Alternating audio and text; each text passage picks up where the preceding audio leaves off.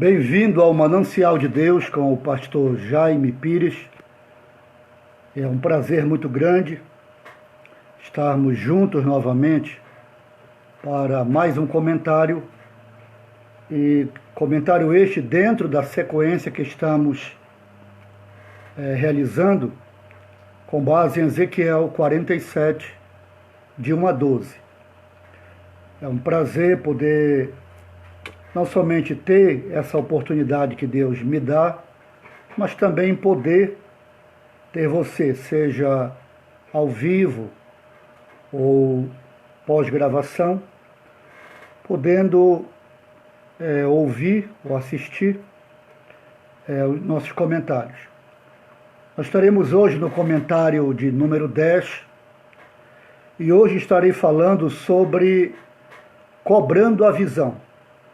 Não esqueça que os comentários que nós estamos fazendo com um tema, e o tema é a caminho do avivamento. Então, nos comentários anteriores, em todos eles, estivemos apresentando comentários sobre a interpretação figurada do texto.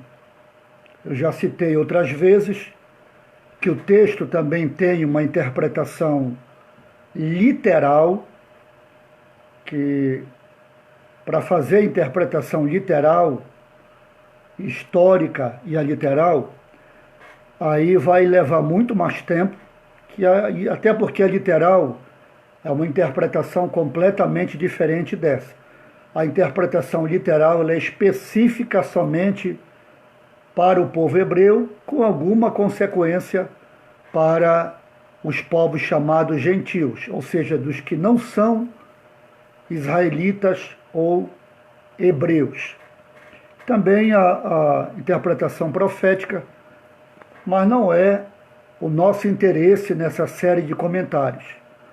Nós estamos comentando sobre a visão que Ezequiel teve e de que forma nós, servos de Deus, pertencentes à Igreja de Cristo, podemos tê-la em nossa vida como uma mensagem que nos dê uma base para crer em despertamento espiritual, em avivamento espiritual. Claro que com a mescla, a junção, a organização de muitos textos da Bíblia que vem corroborar com tudo aquilo que estamos comentando. Mas hoje eu quero apresentar, além de textos da Bíblia, uma questão que é vinculada a uma situação física do mundo que vivemos. E, na verdade, nós só podemos compreender isto a partir do momento que esta compreensão, este entendimento, ele chegue a nós. Antes, porém, quero enviar minha saudação, meu cumprimento a todos aqueles que fazem parte do campo da Assembleia de Deus, a Cidade Nova, no campo que eu sou pastor, todo o ministério da igreja, diretoria, todos os membros e congregados. Enviar minha saudação a todos os ouvintes da Rádio Aviva Pará. Desejo que Deus abençoe a todos vocês que estão à escuta e que de alguma forma a apresentação da Palavra de Deus possa alcançar você e a sua família, alcançar o seu lar. Mandar minha saudação a irmãos que estão fora da região de Ananindeua, Belém ou em outros municípios do estado do Pará e até fora do nosso estado ou fora do nosso país. Mandar saudação a todos os missionários, seja da igreja da Cidade Nova ou da igreja espalhada por esse grande país e também fora do nosso país. O texto ainda é de Ezequiel 47 e hoje estarei lendo o versículo 6 e o versículo 7. Ainda que a pequena frase que nós queremos comentar está no versículo 6. Então, Ezequiel 47, versículos 6 e 7 diz assim: e me disse: viste isto, filho do homem? Então me levou e me tornou a trazer à margem do rio. Tendo eu voltado, eis que à margem do rio havia grande abundância de árvores, de uma e de outra banda. Então, versículos 6 e 7. No versículo 6, há uma pergunta: viste isto, filho do homem? Claro que essa pergunta ela está conforme a tradução, ela é apresentada com colocações que não são semelhantes, mas com a pergunta. E a pergunta é o desejo do homem que faz as 4 medidas que já comentamos, de saber do profeta se ele tinha visto. Sabe o que é interessante? É que nesse texto recheado de informações de Ezequiel 47, dificilmente vai chamar a atenção a pergunta: viste isto, filho do homem? Ora, se Ezequiel está apresentando e descrevendo, através de uma descrição, a visão que ele teve, desde as águas que saíam debaixo do santuário, corriam para a direita, alcançavam a direita do santuário, à direita do templo, à direita para o sul da cidade de Jerusalém, alcançando o Campo do Oleiro, alcançando Geena, o lixeiro da cidade, o Vale do Filho do Inom, chegando à frente do santuário, ali no Vale do Cedron. E a visão que ele tem das medidas, as 4 medidas, aí o que chama a atenção que o personagem espiritual, o ser espiritual que fez as medidas, pergunta para ele: vistes isto, filho do homem? Ora, no nosso entendimento, nós simplesmente responderíamos: vi. Claro que vi. Mas a questão não está ligada somente a uma resposta simples ou uma resposta simplista. A questão é que esta pergunta, ela apresenta para os leitores uma necessidade. Qual é a necessidade? De entender que existe uma visão. Deus é o Deus de visões, ou Deus é o Deus que nos apresenta visões da obra, visões do que Ele quer, visões do seu trabalho. Nesse ponto de vista, nós vamos ver que nós temos o que nós chamamos de visão humana, contrapondo com aquilo que nós chamamos de visão de Deus. Visão de Deus é aquilo que Deus nos apresenta, ou que Ele nos dá a conhecer, ou nos dá a entender do que seja o seu querer, a sua vontade. Então nós temos de um lado visão humana e do outro lado visão de Deus. Bom, mas para compreendermos essa questão, nós vamos precisar então, não sei se vocês lembram, quem assistiu comentários anteriores, que eu cheguei a dizer que estávamos chegando na metade. Não é exatamente a metade dos comentários ou da interpretação do versículo 1 ao 12º, mas mais ou menos na metade aparece pela única vez a necessidade de entender que tem uma visão. E não é dito, tivestes a visão, ou entendestes a visão, mas a ideia é essa. Quando ele pergunta ao profeta, no versículo 6, viste isto, filho do homem? E me tornou a trazer à margem do rio.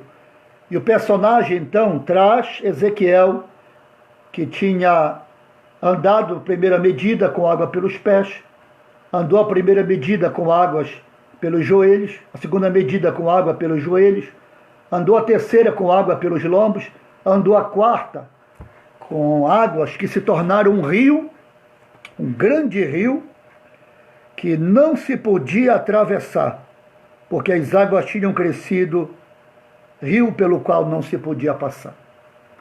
Pois bem, e o personagem traz Ezequiel ao começo, ao início da jornada, quando as águas ainda estavam chegando a seus pés.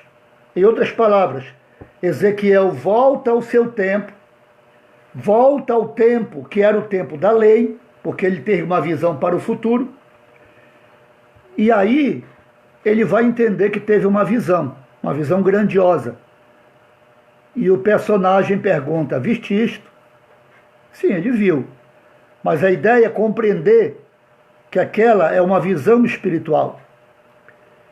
E como é que nós vamos, então, entender essa questão de visão espiritual ou visão humana? Alguém pode ter a ideia ou o pressuposto de uma visão, de um entendimento, ou até os seus olhos contemplarem alguma coisa e no final não ser uma visão de Deus? Pode. Pois bem, nós precisamos então entender que existe uma situação que não são muitas pessoas que sabem. Quem fez o nível médio, ou o antigo segundo grau, ou quem fez um curso técnico de saúde, ou quem fez uma universidade, uma faculdade na área de biologia, ou quem fez cursos dentro de universidade ou faculdade, dentro da área de ciências biológicas, e principalmente deles, quem fez ou faz medicina, sabe que existem alguns ensinamentos dentro da área da biologia, e existe uma matéria chamada oftalmologia. Da oftalmologia é que alguns médicos vão se especializar e vão ser aquilo que nós chamamos de médico de olhos ou médico de vista. Pois bem, dentro do aprendizado que não somente os médicos vão ter, ou pessoas que vão estudar alguns detalhes da área de saúde, estão aqueles que são relacionados aos olhos. Então, para haver o conhecimento, o entendimento de que há distúrbios chamados distúrbios oculares, como a hipermetropia, a miopia, o astigmatismo, que são os mais conhecidos no sentido popular, não com os mesmos nomes, a hipermetropia, que é a presbiopia, que a pessoa tem dificuldade, uma dificuldade que a pessoa chega a um ponto que não consegue mais enxergar as coisas, somente para distante, sem óculos. E a miopia, mesma coisa. No astigmatismo também. Então, começa a haver a necessidade de compreender algumas coisas. O capítulo 10 do livro aos Hebreus, eu quero ler com vocês. No capítulo 10 da carta aos Hebreus diz assim: ora, visto que a lei era sombra das coisas futuras, não a imagem real das coisas, nunca jamais pode tornar perfeitos os ofertantes, com os mesmos sacrifícios que ano após ano, perpetuamente oferecem. Então o capítulo 10, ele chama as coisas que foram vistas, reveladas, profetizadas lá no tempo da lei dos Hebreus, como sombra das coisas futuras, ou como sombra dos acontecimentos futuros, sombra dos bens vindouros. Aí no capítulo 8, versículo 5, na carta aos Hebreus, diz assim, falando sobre os antigos, os quais ministram em figura e sombra das coisas celestes. Você sabe o que é uma sombra. A sombra, ela é algo não real e ela dá uma ideia. A sombra dá uma ideia de uma imagem, mas a sombra não é a realidade da imagem. Então o que eu estou querendo dizer é que as coisas materiais são sombras das espirituais. Então as coisas materiais, quando elas são compreendidas e elas são colocadas dentro de um nível de compreensão de coisas espirituais, elas podem nos ajudar a entender coisas espirituais. E, na verdade, para compreensão dessas coisas espirituais, não precisa nem ser um doutor em Bíblia, doutor em certos temas da Bíblia. Não precisa ser um mestre da Bíblia. Precisa apenas que a sua mente ela esteja interessada em fazer um nivelamento para que coisas do mundo espiritual, do mundo material, possam nos ajudar a entender coisas do mundo espiritual. A partir desse entendimento, aí nós vamos passar para uma compreensão maior, que é aquilo que popularmente nós chamamos de revelação de Deus, ou entender os mistérios de Deus, que nada mais é do que uma compreensão mais profunda, um entendimento profundo que o Espírito de Deus pode dar e dá a quem quer, primeiro, e segundo, aqueles que buscam. Porque não é somente porque Deus escolheu alguns para ensinarem que os outros não podem ensinar nada. Não. As pessoas que buscam, que têm interesse, Deus jamais desprezará o interessado, alguém que tem interesse em aprender, jamais.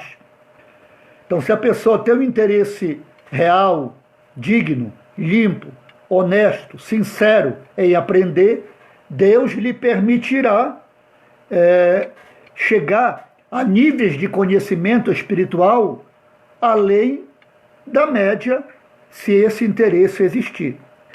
E existem aqueles que estão no sentido espiritual, no nível de compreensão maior, quando Deus lhes dá a compreensão, ainda que eles não fiquem exaustivamente pedindo.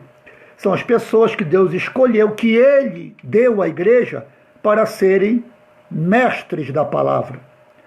E conforme algumas traduções, doutores da palavra. Pois bem, então se as coisas materiais são sombra das espirituais, então nós podemos entender, ou pelo menos começar a entender, como é que funciona o que nós chamamos de visão de Deus manifesta a nós, ou visão de Deus revelada a nós. E não esqueça que para poder entender isso, nós temos que aceitar que o ser humano, ele não é só feito de carne e osso. O ser humano tem uma porção imaterial, que é a sua alma e o seu espírito. E existe, além do corpo físico que eu tenho, que você tem, existe o corpo espiritual. E o corpo espiritual, ele tem uma conformação, claro que não é idêntica assim no sentido ao que é o corpo físico, mas ele tem uma conformação. Então ele tem uma compreensão. E a Bíblia chega a apresentar os olhos do entendimento, chega a apresentar mãos espirituais, chega a apresentar pés espirituais, chega a apresentar o coração espiritual, enfim.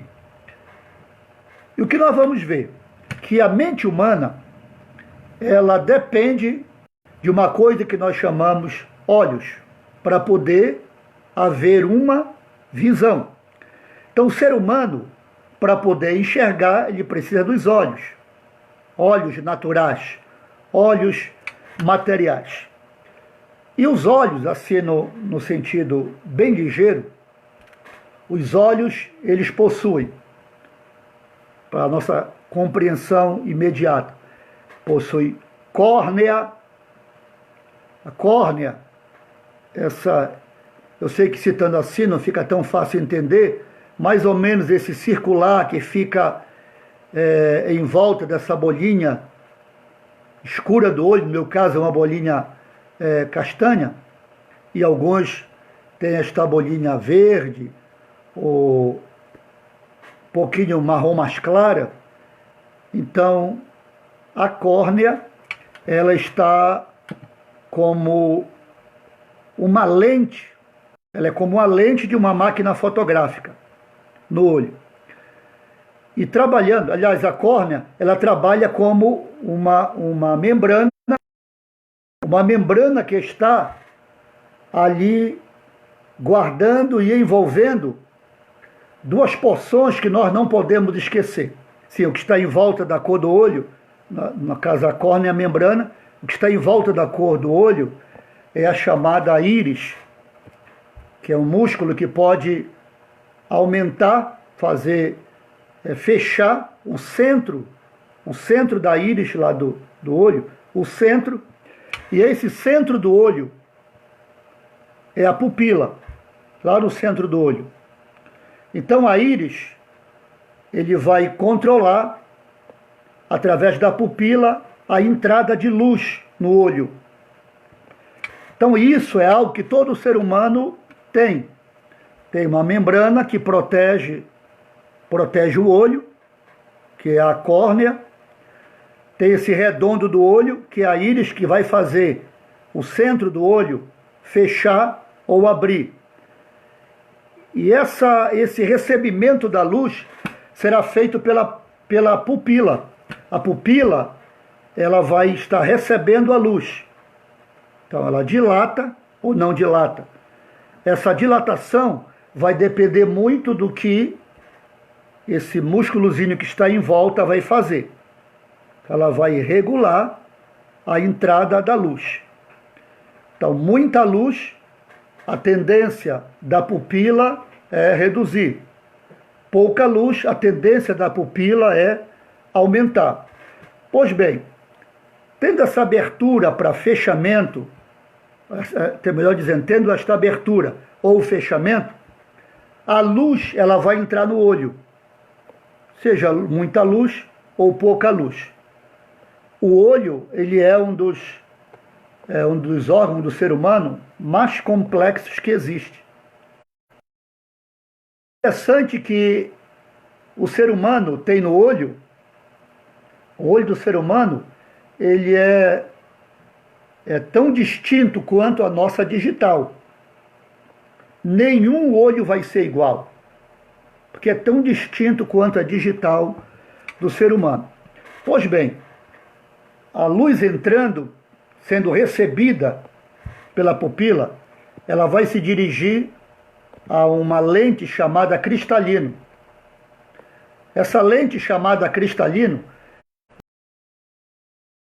direcionar a luz para o local onde deve ser o foco da luz, que é a retina, lá no final do olho, no fundo do olho. Então a retina ela vai receber a luz. O que eu estou dizendo para você é uma sombra do que acontece no mundo espiritual. Então veja bem, a luz vem, qualquer luz, a luz de uma lâmpada, a luz do sol, ela vem, ela passa pelaquela área da córnea, da íris, que vai trabalhar a pupila, que fica bem no centro da íris, e ela vai chegar à lente do cristalino vai chegar na retina. Mas quando chega na retina, acontece uma coisa interessante. Nessa viagem da luz, nesse pouco espaço que a luz viaja dentro do olho, ela vai se cruzar, o feixe de luz vai cruzar. Então eu vou pegar aqui um exemplo de um objeto. Pegar aqui o vidro de álcool em gel. Esse vidro de álcool em gel, eu estou olhando ele com a tampa para cima, você está vendo?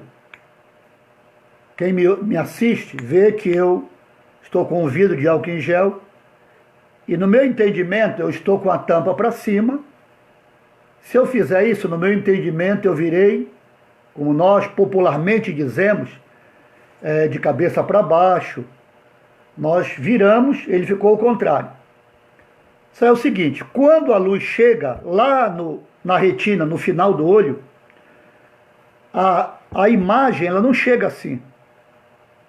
Você está vendo na minha mão um vidro de álcool em gel com uma visão que nós chamamos a visão correta, a visão normal. Mas lá na retina a imagem não chega assim.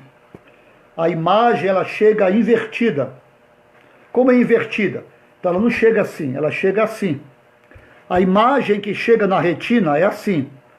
A imagem que chega na minha retina é assim. E pastor, o senhor perdeu o juízo? Não, isso aqui não é o que eu quero dizer, é porque eu estou dizendo. É porque a ciência ensina isso. Então veja bem, a luz, quando ela passa, ela viaja pelo olho e ela chega no cristalino, a energia luminosa, ela vai sendo transformada até que se transforme, chegando nas células que estão na retina, são chamadas de cones e bastonetes. Os cones são as células que trabalham na intensidade da luz. E os bastonetes são as células que trabalham onde tem pouca luz. Por exemplo, os cones trabalham mais durante o dia, ou durante o dia. E os bastonetes trabalham à noite. Você vê quando a pessoa acorda à noite, a tendência é fechar bem os olhos, ainda que a luz esteja fraca. Pois bem, então lá na retina chega assim, invertido. E como é que eu vou enxergar com a imagem que nós chamamos imagem real ou imagem correta?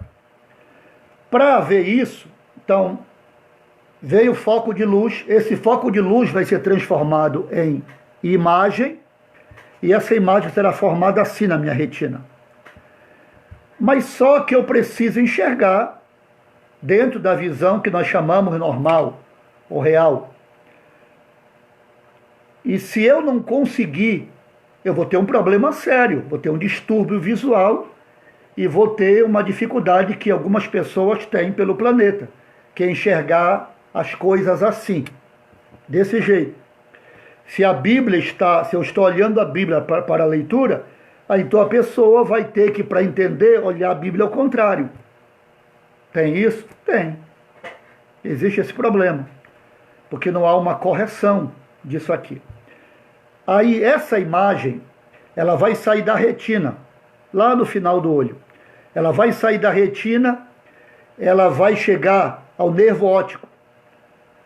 E quando ela sai da retina e vai chegando ao nervo óptico, ela entra numa região chamada ponto cego. No ponto cego não tem imagem de nada. Então não tem cone, não tem bastonete, então lá não tem imagem. Só que ela passa e ela chega ao cérebro. É aqui que entra a necessidade para a gente compreender a visão de Deus. Chega ao cérebro. Quando essa imagem chega no cérebro, os chamados neurotransmissores que levaram essa imagem invertida, eles vão corrigir essa imagem. Então essa imagem será corrigida no meu cérebro. Então isso quer dizer que se por algum motivo alheio ao meu entendimento, ou até o entendimento dos médicos, ou de qualquer pessoa além de mim, tiver algum problema que possa prejudicar esses neurotransmissores, de repente alguém poderia, ainda que isso não seja comentado, ou não sejam casos citados, ficar com a visão, desde que não estrague a visão assim. Não estragar, que eu digo, o olho.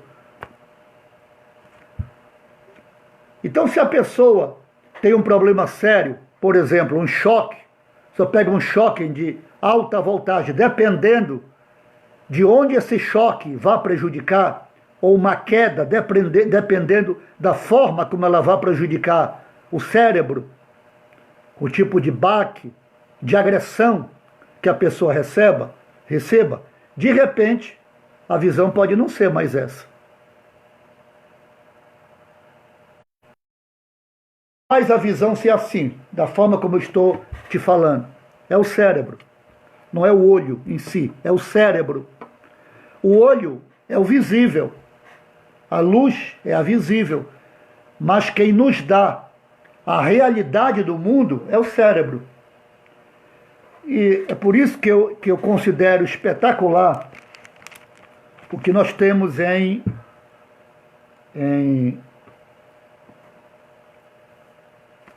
Apocalipse. Mas antes eu quero dizer uma coisa. Quando nós entendemos isso, nós vamos entender que assim como nós tratamos a visão secular, nós devemos também tratar a visão espiritual.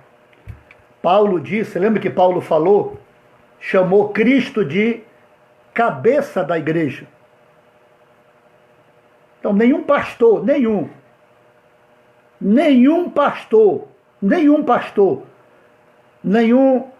profeta, nenhum apóstolo, nenhum evangelista, nenhum mestre da palavra, nenhum doutor consegue corrigir uma visão espiritual. Nenhum. Não, quem corrigiu a minha visão foi fulano. Não foi. A igreja tem um cabeça, ou uma cabeça. Esse corpo chamado igreja pode ser o melhor líder, pode ser o melhor professor, pode ser o melhor coordenador, pode ser o melhor evangelista, pode ser o melhor doutor da palavra, pode ser o maior escritor, mas nenhum deles tem o poder de corrigir uma visão espiritual. Só quem tem é o cérebro. Só quem tem é a cabeça. E o cabeça é Cristo, a cabeça é Cristo. Isso quer dizer que somente a inteligência, somente o poder de interpretação insondável que o cérebro espiritual tem é que pode me fazer ou corrigir a minha visão espiritual, corrigir a sua visão espiritual. E, infelizmente, esse é um problema sério, seríssimo. Por quê? Porque, às vezes, as pessoas ficam usando paliativos para tentar corrigir um problema da visão. Por exemplo, hoje, problemas de visão, como miopia. Miopia, para quem tem condições, por exemplo, alguém que tem miopia muito alta, para quem tem condições, em vez de usar o famoso óculos fundo de garrafa, quem pode, quem tem condição, quem tem quem lhe ajude, faz uma cirurgia. Aí pode até continuar usando um óculos para uma leve correção. E muitas vezes nem usa mais. Mas o que acontece? Muitas vezes a gente usa um paliativo. O que é o paliativo? O óculos. O óculos, ele procura ajustar a chegada da luz na retina. Quando essa luz chega, o foco dessa luz, ele dá antes da retina, então a pessoa terá um problema sério de miopia. Quer dizer, pode ter um problema sério de miopia. Ou quando esse foco da luz chega além da retina, ele pode ter um problema sério de presbiopia ou hipermetropia. E aí vai ter que ter uma correção, que podem ser as lentes. Bom, e quando existe condições de cirurgia, e a pessoa tem condição financeira, ou tem quem lhe patrocine ou lhe ajude, seja um amigo médico, seja alguém que tem recurso para investir numa cirurgia para ajudar um amigo, a pessoa pode até nem usar mais o óculos. Mas às vezes fica usando o paliativo. Você sabe que no mundo espiritual, infelizmente, acontece a mesma coisa. Só que no mundo espiritual não existe, não é uma cirurgia em si. Ainda que nós falamos de cirurgia espiritual, eu já ouvi muito isso ao longo do trajetório da minha vida espiritual. Não, Deus vai fazer uma cirurgia espiritual. Eu só fico admirado como é que a nossa visão espiritual de reino, em tantos lugares e para tantas pessoas, ela continua invertida. Ou seja, o que deveria ser o topo, a prioridade, o que deveria estar em cima, o que deveria ser o primeiro lugar, na nossa visão, fica em último. E o que deveria ser secundário, terciário, quaternário, seja lá o nome que nós quisermos usar, passa para ser o primeiro. Está entendendo? Isso é uma visão invertida. E o que é a visão invertida? É quando eu priorizo coisas do nosso ego, como igreja. O que é o nosso ego? E a gente acaba sendo chato, enjoado, e repetir certas coisas, mas é a verdade. Está dentro do contexto ou da conjuntura no sentido de trabalho. O que é? É que se nós temos bons assentos na casa de Deus, mas alguém colocou assentos mais bonitos, melhores, aí nós dizemos assim, nós não podemos perder para aquela igreja. Aquela igreja tem menos recurso, tem menos dinheiro e colocou um assento melhor. Aí nós também podemos colocar, então nós vamos colocar. Aí nós pegamos aquilo. E muitas vezes tem um assento bom, que o povo não está reclamando, não está apedrejando, não está injuriando, nem difamando a liderança. Aí nós dizemos assim, por causa, muitas vezes, não é todas as vezes, não são todas as vezes, mas muitas vezes por causa do ego da instituição, do ego da igreja. Aí nós pegamos o que é secundário, terciário, quaternário, como colocar um som que tem uma aparência bonita, não é só um som audível ou limpo, não, tem que ter uma aparência bonita. Tem que ser um som que dê peso à denominação, peso para o ego. Aí nós pegamos o que é secundário, terciário, e nós colocamos para ser o primeiro. E nós investimos muitas vezes, quer dizer, investimos não, investem fortunas, e o que era o primeiro vai para baixo. Então a visão fica errada. Então na visão de Deus, a prioridade é evangelismo, nunca deixou de ser, nunca. Missões nunca deixou de ser prioridade, porque missões é a evangelização à distância.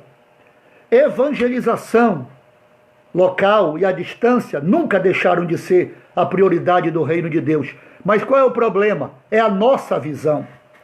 E nós queremos muitas vezes comandar como líderes, ou ver a igreja sendo comandada, quando nós somos as ovelhas, os liderados e os comandados com a nossa visão. E quantas vezes o líder quer mudar essa visão para que a visão que está distorcida ou torcida, a visão que está invertida, seja corrigida pelo cabeça da igreja. E nós não aceitamos. Por que nós não aceitamos?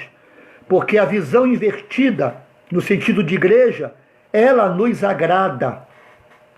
Por que nos agrada?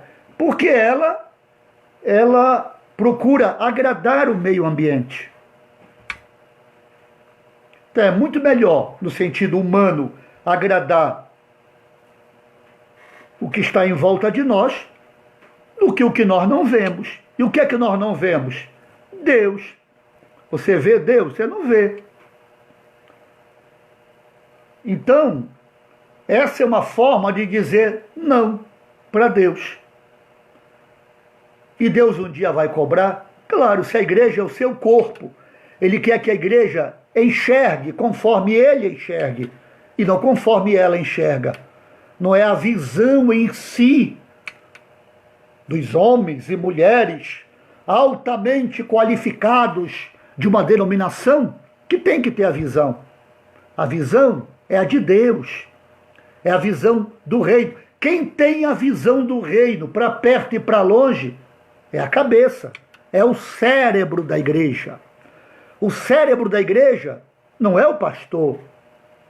E quem não deixa o pastor comandar ou liderar, diz, não, bem que eu disse que não era o pastor, também não é o ministério, não são os presbíteros, nem os diáconos, não é o presbitério nem o diaconato. Quem é o cérebro da igreja se chama Jesus de Nazaré. E qual é o problema? Por que o avivamento demora?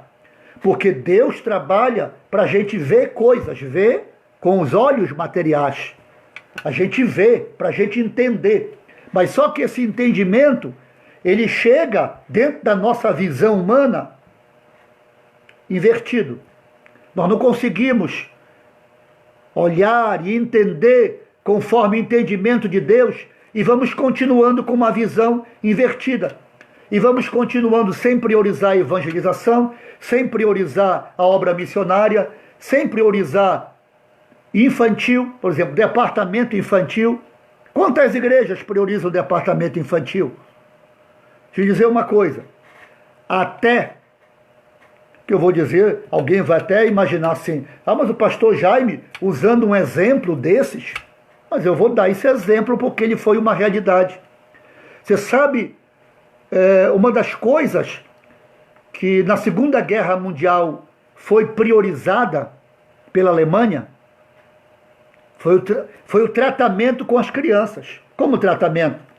Eles prepararem as crianças para o futuro. Como preparar para o futuro? Desde hospitais, para fazer a seleção de crianças brancas, de preferência de olhos claros, cabelos claros, e crianças que não tivessem esse perfil eram eliminadas. E qual era a ideia deles? Na maldade deles, qual era a ideia? Eles tiravam aquelas crianças e elas já iam crescendo, saíam dos Lebensbons, que eram os hospitais da época, preparadas para isso, e elas iam para as escolas, serem treinadas, trabalhadas. Não é à toa que hoje, até hoje, existe pela Europa e em muitos lugares, aquilo que são chamados hoje de os neonazistas. Por que eles existem? Porque essas crianças que não morreram, algumas morreram, mas muitas não morreram, que não morreram na época, elas cresceram. Só que esse entendimento não saiu da cabeça delas. Continuou. Elas se tornaram más, se tornaram com a mente corrompida. Por quê? Porque elas foram preparadas para isso. E seus filhos e seus netos continuaram. Por isso é que existem até hoje. Não é porque eles acharam bonito na história. Não, eles foram trabalhados para isso.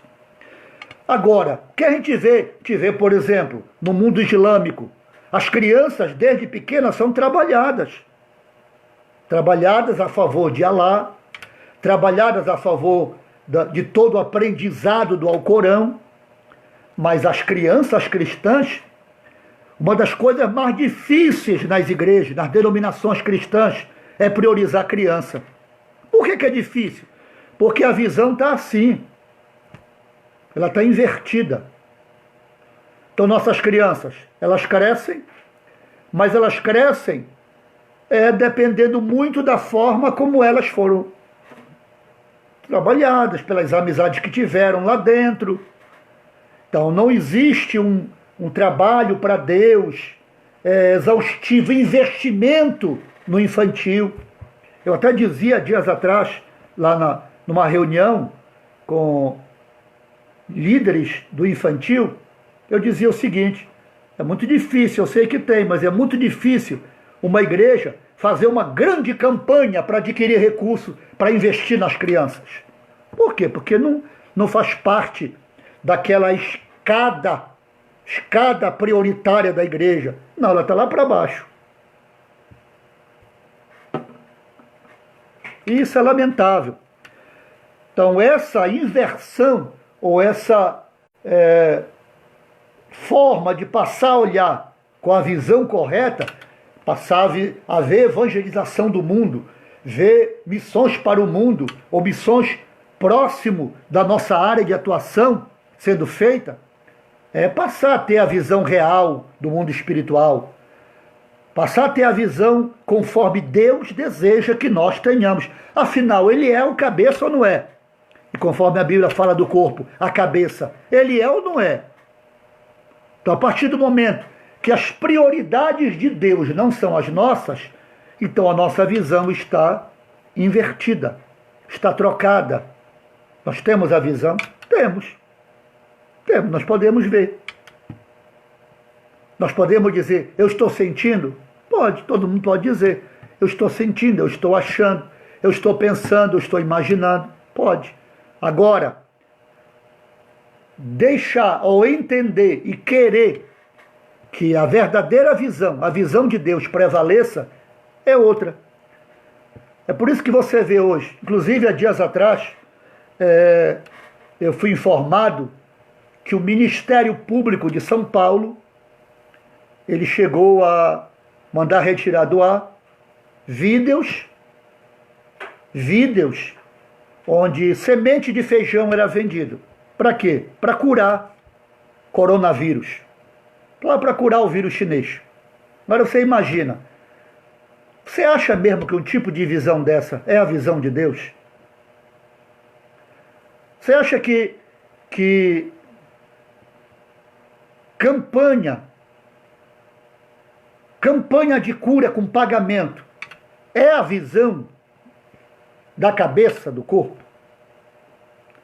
Só quem tem a visão invertida, ao contrário, só quem está enxergando assim, de cabeça para baixo, é que vai conseguir acreditar que isso seja a visão de Deus.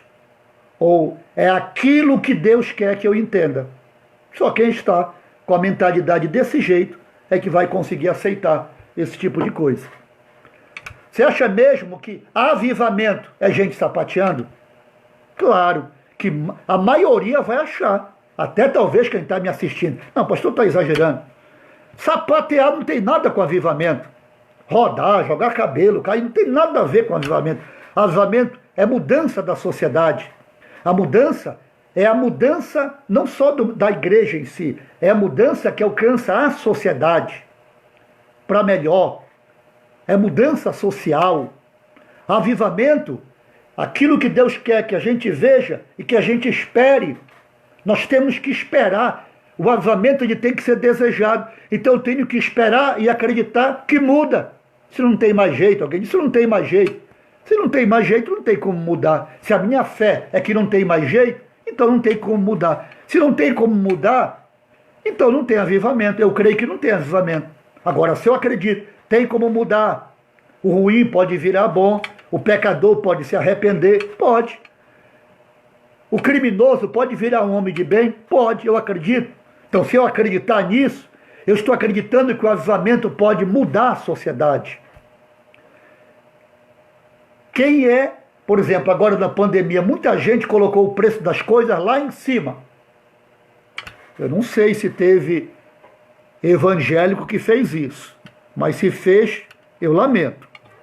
Colocar o preço das coisas lá em cima, alguém vai dizer, não, mas porque tem o negócio do custo e tal, e tal. Bom, mas eu não quero entrar nesse mérito. Aí,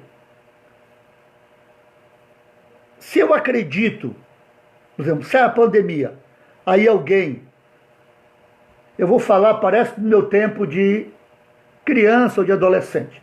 Naquela época, quando não podia comprar 1 quilo, aliás, nem vendia assim como vende hoje, aí dizia assim, compra 1/4 de açúcar. Aí ia lá, alguém media assim, o açúcar no papel, colocava lá na balança, aí embrulhava o açúcar. Não era vendido igual hoje assim. Vai comprar lá 100 gramas de sal. Colocava 100 gramas, media na balança, colocava o peso. Claro que haviam aqueles que davam um jeitinho que o povo chama de jeitinho brasileiro, para não cair o peso certo. Bom, tinha os honestos, mas também haviam aqueles que davam o jeitinho brasileiro para não ter o peso certo. Mas aí, se eu acredito que mesmo aquele que engana na venda, que diz assim, esse caderno aqui pode até molhar, esse livro aqui pode até cair água que nem estraga. Aí você, quando cai o primeiro pouco de água, já molha, você vai virar a página, rasga a página, poxa, fui enganado.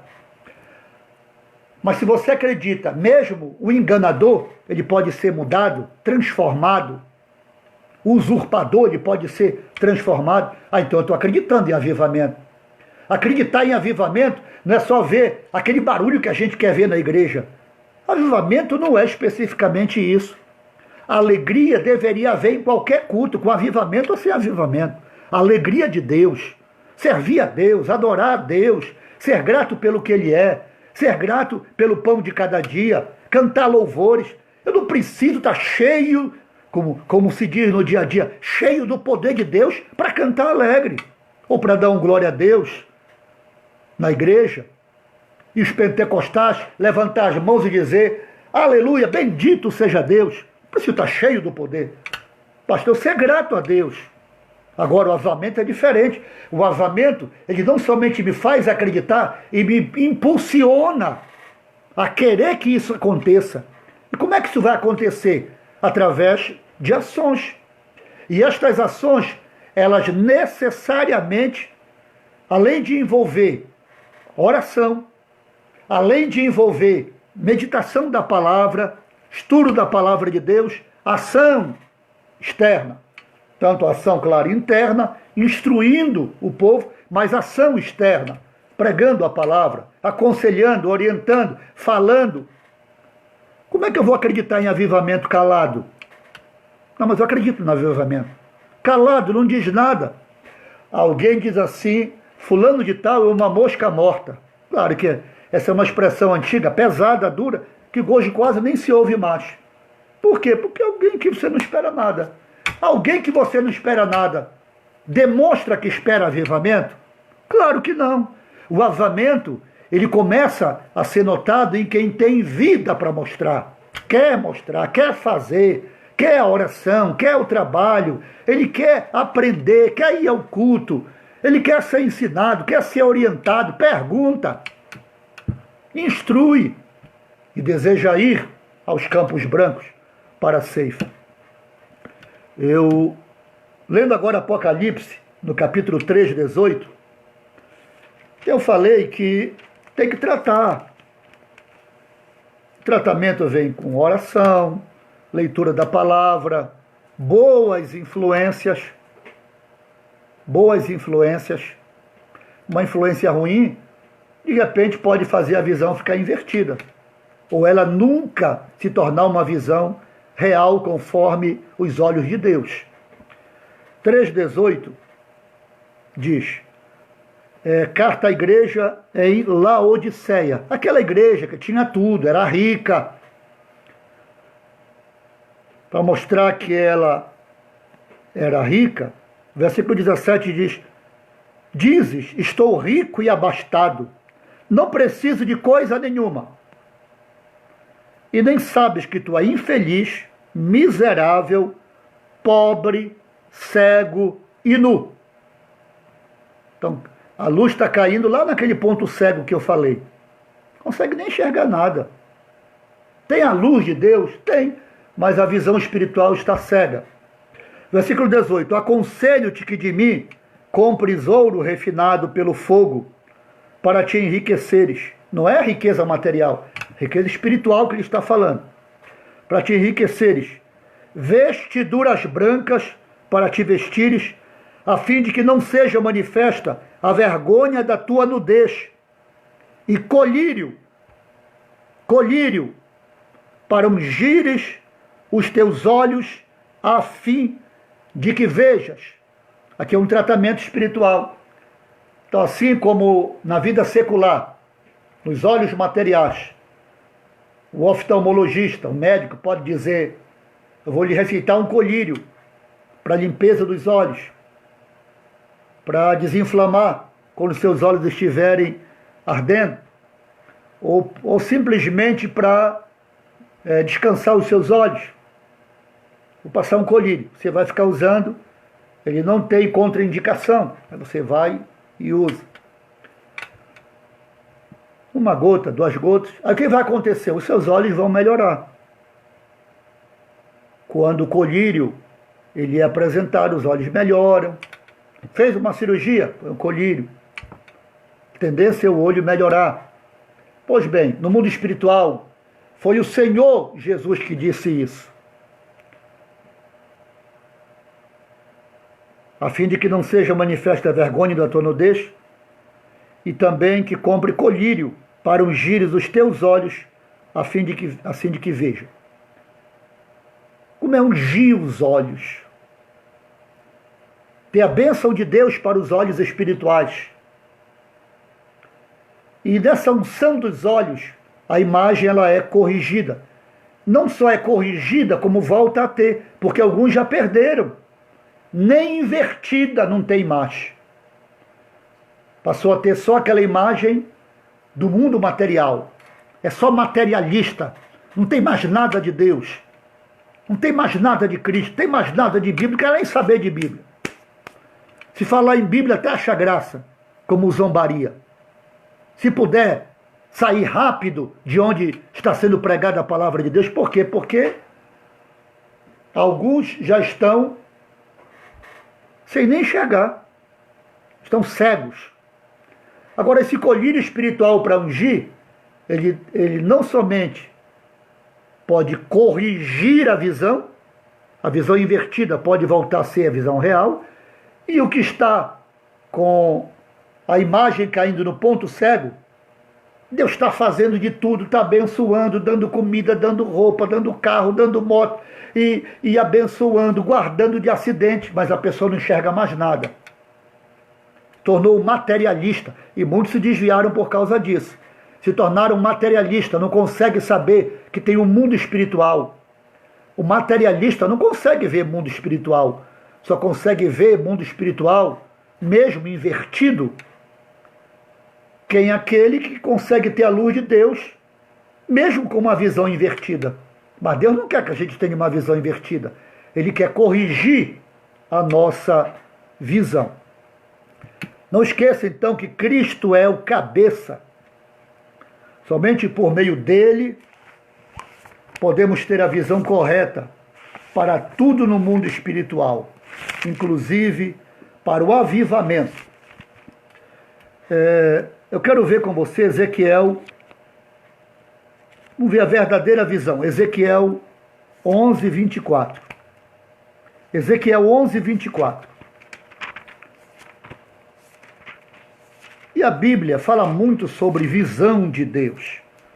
Tanto a visão no sentido de constatar uma imagem, tem uma imagem que Deus deu. Para ter uma imagem que Deus deu, tem que estar com a visão correta.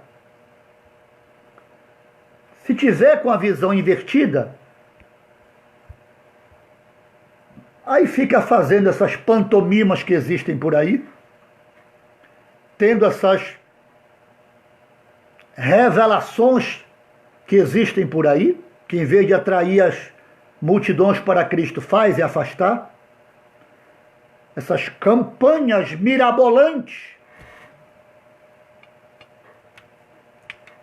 que muitas das vezes tão somente envolve recurso, dinheiro.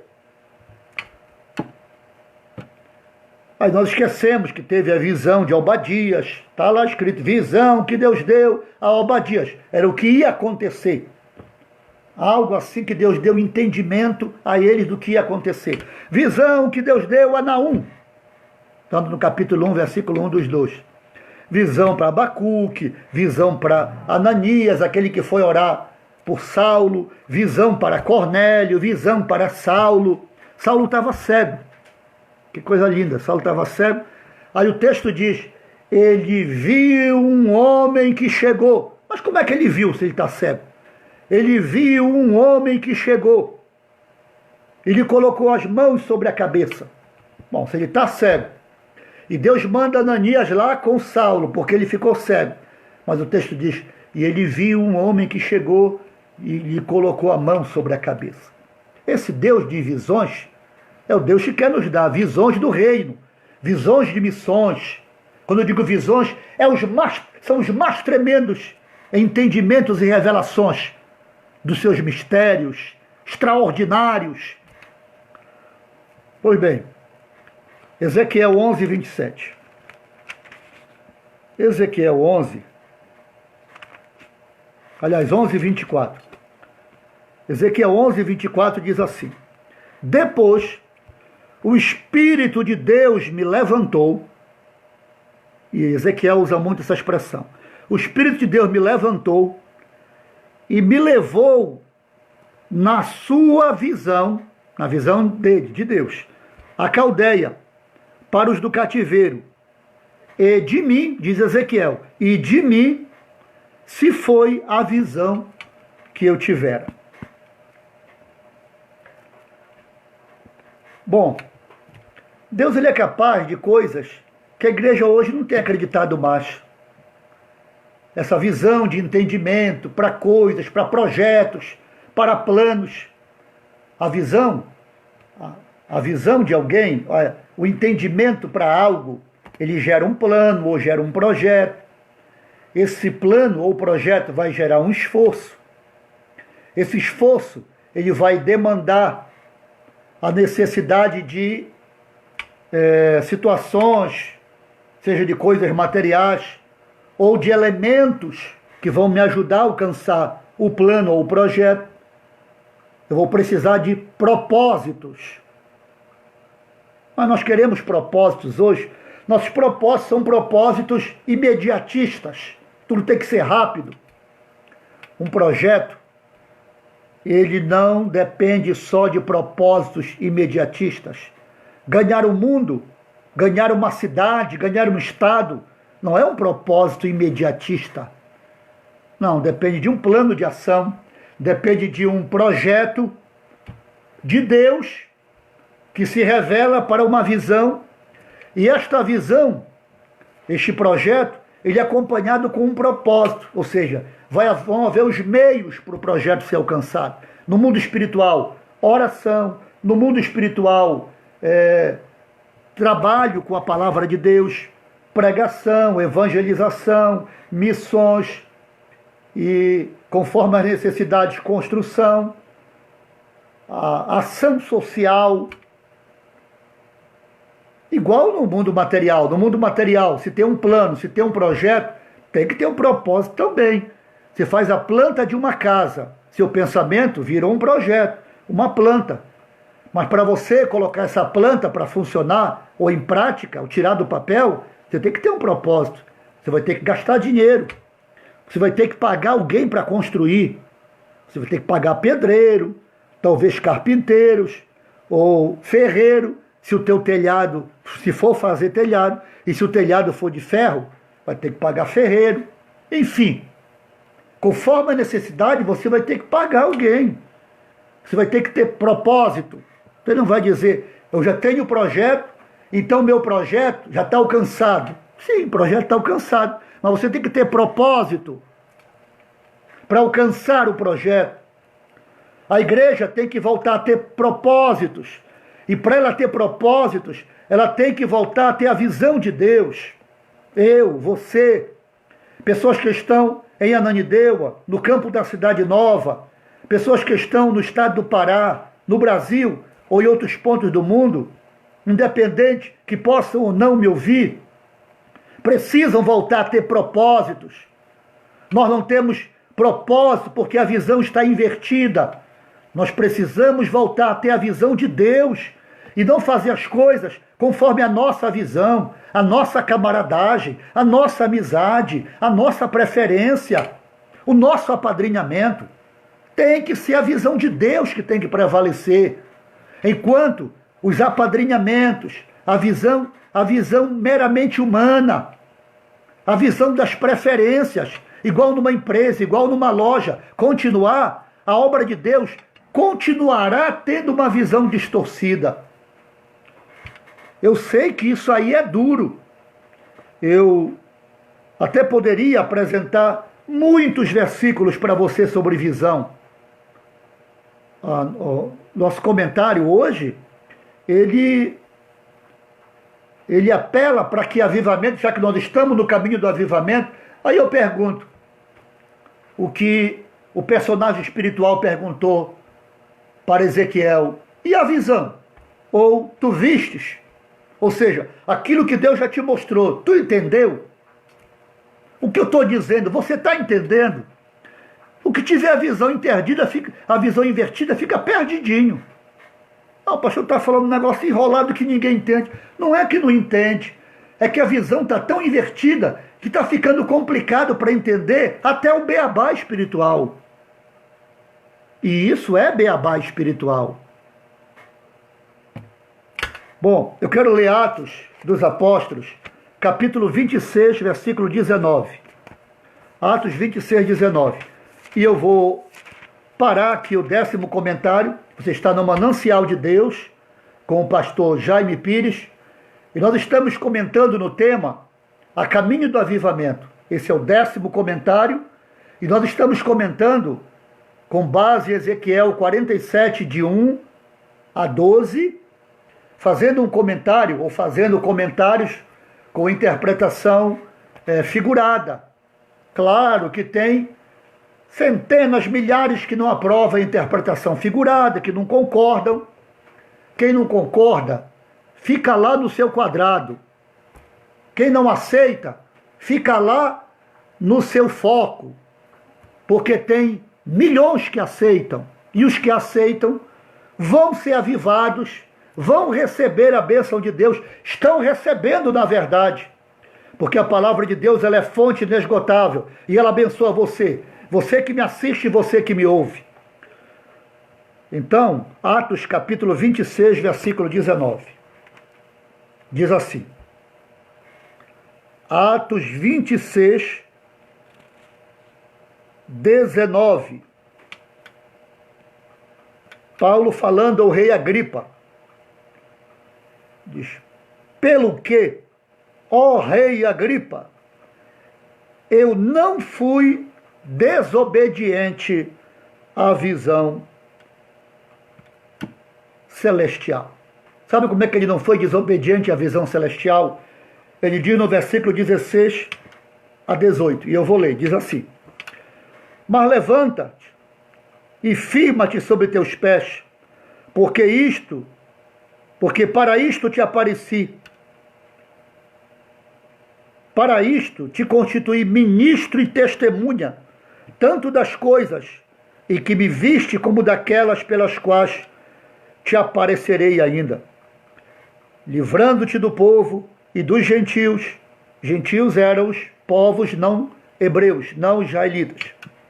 Livrando-te dos gentios, para os quais eu te envio, para lhes abrir os olhos e convertê-los das trevas para a luz, e da potestade de Satanás para Deus, a fim de que recebam a remissão de pecados e a herança entre os que são santificados pela fé. E ele diz: eu não fugi da visão celestial. Qual é a visão celestial que nós estamos tendo? Aliás, que não dá nem para chamar de celestial. Você já viu briga de poder, e o lugar é meu, e esse cargo é meu, e quem é que vai ficar? Final de ano, eu sou pastor, e eu considero um dos momentos mais difíceis ministeriais em uma igreja. Sabe qual é o período mais difícil do ano? Você vai dizer: isso é da pandemia. Não, a pandemia foi um caso extraordinário. O momento mais difícil para um pastor que quer levar a administração do sentido de trabalho e desenvolvimento de uma forma ordeira na direção de Deus é o final do ano. Por que o final do ano? Porque o final do ano fica a expectativa de quem vai sair, quem vai ficar, quem é que vai entrar, e muitas vezes alguém que gostaria de entrar não vai entrar, e vai olhar e dizer: eu que devia ter entrado, e esse tipo de coisa. Para mim, no ano, no sentido de trabalho de igreja, é o mais difícil.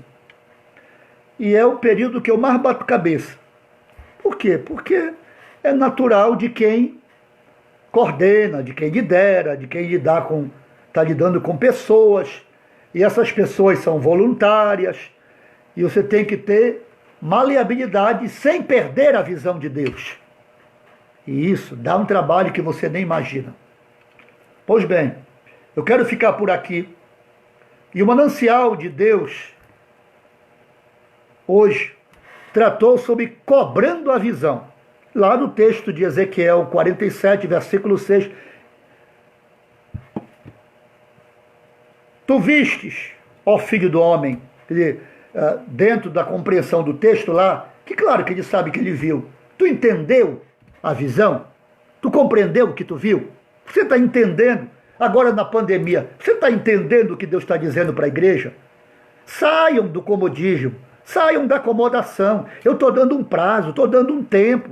Eu estou deixando a igreja se levantar de novo, como foi antes. Que a igreja volte a ter o espaço, volta à prática do primeiro amor. É o que o Senhor Jesus fala à igreja em Éfeso. Tenho, porém, contra ti que abandonaste a prática do primeiro amor. Sabe o que eu acho interessante? É que a maioria pega esse texto e leva para casamento. Ali não tem nada a ver com casamento, ali tem a ver com a ação de igreja. Tenho contra ti que abandonaste a prática do primeiro amor, o da igreja, o da visão celestial, o da visão de Deus, aquele da visão correta, da visão certa, para poder haver despertamento. Despertamento em mim, que começa com a crença. Eu acredito que pode mudar, eu acredito que pode ter vitória, eu acredito que podemos alcançar, eu acredito que essa cidade pode melhorar, eu acredito. Em vez de dizer eu não acredito, eu não vejo mais jeito, se não tem mais solução, é daqui para pior. Você não está no grupo que espera o avivamento, você pensa que está. Não é porque você é de uma igreja que fala em avivamento que você está no grupo. Não. Grupo de avivamento não é igual ao grupo de WhatsApp que entra todo mundo que quer. Não. Ou que alguém diz, não, eu quero colocar isso. Grupo de avivamento é diferente, começa com o crer e esperar. Não é só dizer, eu acredito, mas tem que esperar. Acredita e espera que a qualquer momento Deus vai fazer. Deus vai dar, Deus vai resolver, Deus vai mudar. É assim que as sementes do avivamento são lançadas para abençoar milhões de vidas. Fique com esse comentário. No próximo já estaremos entrando na segunda metade, que ele vai descrever a visão. Aí ele vai confirmar que ele entendeu a visão. E ele vai dizer o que foi que ele viu. Você viu que ele foi, não disse nada, só viu as medidas, mas ele não diz. Mas quando ele é cobrado, aí ele vai dizer, eu vi, entendi. E eu vi muita árvore de um lado e outro do rio. Antes ele não falou. Então no próximo comentário, nós já vamos entrar nas visões que Ezequiel teve. Fora aquela das medidas. E teve visões. E dentre elas eu já li hoje. Árvores de um lado e outro do rio. Quero enviar saudação, também a palavra de gratidão. Saudação, gratidão a nossos irmãos que estão nos assistindo lá em Óbidos. Temos aqui a irmã Francinha Moreira, lá em Óbidos, ela que é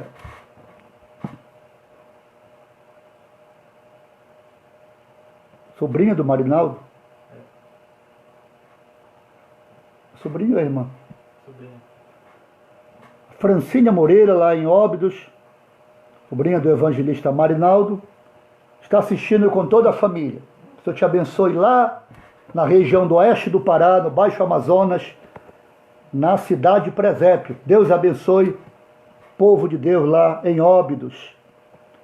O irmão, abraço, irmão José Moreira, homem de Deus que nos deu muito apoio, sua esposa, líder do círculo de oração, sempre foi um instrumento de Deus. Nossa irmã Elisete Soares, toda a sua família, irmão Márcio, que Deus abençoe e sejam sempre esses instrumentos na mão de Deus, aqui na região de Ananindeua, lá no campo Nova Ananindeua. Diácono João Saraiva e a irmã Olga, aqui no campo da Cidade Nova, são irmãos que sempre estão presentes conosco nos comentários. Que Deus abençoe. E ele sempre pede oração por eles e também por toda a sua família, inclusive seu filho lá na região do oeste do Pará, também fazendo a obra de Deus. A irmã Lisete, ela pede oração, né, pela sua família, todo o seu lar.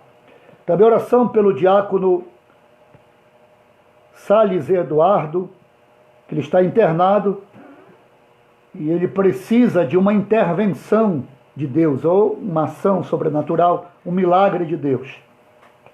Então, além do diácono Salles Eduardo, que está internado, aliás, nosso irmão Jales Eduardo, Jales com J, Jales Eduardo, temos a nossa irmã Kátia Dutra, pede oração pela viagem de sua nora e também sua neta.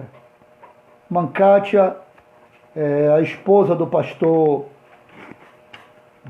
Josué, ali do nosso dirigente lá no Templo Central e membro também da diretoria do campo da Cidade Nova. Então, Deus abençoe, vamos orar pela viagem da sua nora e sua neta.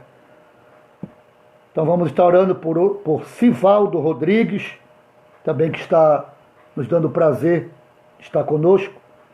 Pastor Josué Saraiva, lá em Altamira, pede oração pelos irmãos de Altamira que foram afetados pelo vírus chinês.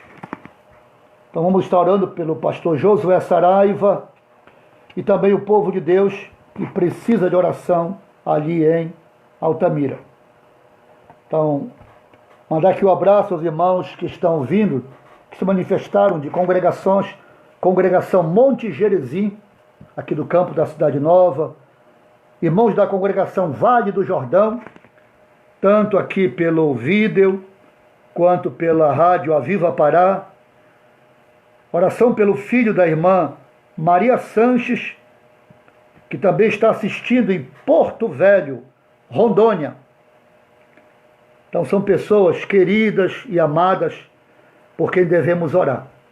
Meu muito obrigado a todos, vamos orar agora e na próxima quinta-feira, depois de amanhã, estarei de volta com o 11º comentário falando sobre toda sorte de árvores para dar fruto.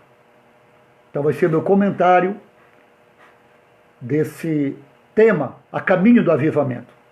Ore comigo. E eu desejo todo tipo de bênção para você e para a sua família. Vamos orar. Maravilhoso Deus e eterno Pai, eu agradeço porque o Senhor me deu mais uma vez a oportunidade de poder fazer o comentário e hoje sobre a necessidade de ter a nossa visão espiritual correta, abençoada, sarada, e que prevaleça a visão que o cérebro dá, a visão espiritual que a cabeça da igreja nos dá, a visão que Cristo nos dá. Agradeço porque Paulo, escrevendo, disse: não sabeis vós que tendes a mente de Cristo? Que coisa maravilhosa quando um líder, um ministério, uma igreja inteira deixa Cristo liderar. Ou certamente será uma igreja mais unida, será verdadeiramente um corpo, trabalhando num propósito só, será como um corpo funcionando com propósitos definidos dentro de um projeto. Obrigado por nossos irmãos e amigos que nos ouvem, que nos ouviram, sejam aqueles que ouviram uma parte, seja a parte inicial ou a parte final, e aqueles que estão ouvindo ou assistindo através de gravação. Quero te pedir a bênção para todos, e especificamente em favor de nossos irmãos que estão ali em Altamira, que o teu filho, pastor Saraiva, nos pede oração. Irmãos que estão com dificuldade ali na Transamazônica, aquela região tão querida do nosso estado do Pará, onde estão bravos guerreiros de Deus. Que o Senhor abençoe, que a tua nuvem de glória seja sobre a cidade de Altamira, alcançando todos os municípios daquela região a que pertence, que estão na estrada chamada Transamazônica, entrando ali pela Cuiabá-Santarém. Que o Senhor abençoe aqueles municípios, abençoe nossos irmãos que estão distante aqui do centro da capital, do centro do estado ou da capital. Senhor abençoe, recuperando, sarando, curando os que estão nos travessões, nas vicinais, nos lugares mais distantes dos rios, meu Deus, ali chegando, entrando nos travessões para os rios da Transamazônica. Senhor abençoe a todos. Senhor abençoe nossos irmãos que estão distantes de nós, em outros estados. Senhor abençoe nossos irmãos, qual a irmã Kátia pede oração pela viagem que vão fazer. Oração para o teu povo, que está em outras cidades, fora aqui da região de Ananindeua. Como nossos irmãos que pediram oração, que estão nos ouvindo lá em Óbidos. E tantos outros lugares que não tenham sido citados agora, aqui na apresentação. Abençoa com saúde, abençoa com virtude, abençoa com paz, abençoa com avivamento, com despertamento, e que essa visão da igreja seja cada vez mais corrigida e que não prevaleça o querer do homem. Não é o homem que manda na igreja, não é o homem que é o Senhor da igreja. Nós falamos do Senhor da seara, do Senhor da vinha. O Senhor é o nosso líder, supremo da igreja na terra. Então, dá a visão a todos os teus líderes que nos ouvem, que nos assistem. Dá a visão, que nós possamos dar a visão necessária, dá-me a compreensão do que está em tua mente, do teu projeto, para que nós possamos olhar o teu projeto e nós aplicarmos propósitos que venham alcançar projetos de conquista para o mundo espiritual. Abençoa com saúde a todos, renova o ânimo, renova a fé, aos que estão agora reconciliando, perdoa as falhas e renova a alegria de te servir, renova o nome no livro da vida, os que estão aceitando a Cristo como Senhor e Salvador para ter uma visão espiritual correta.